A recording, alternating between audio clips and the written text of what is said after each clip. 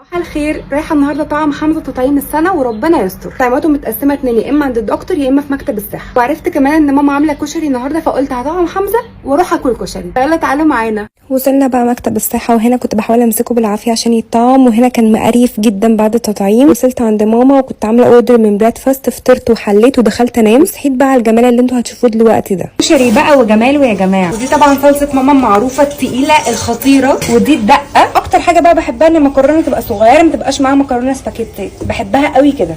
وقعت على الارض.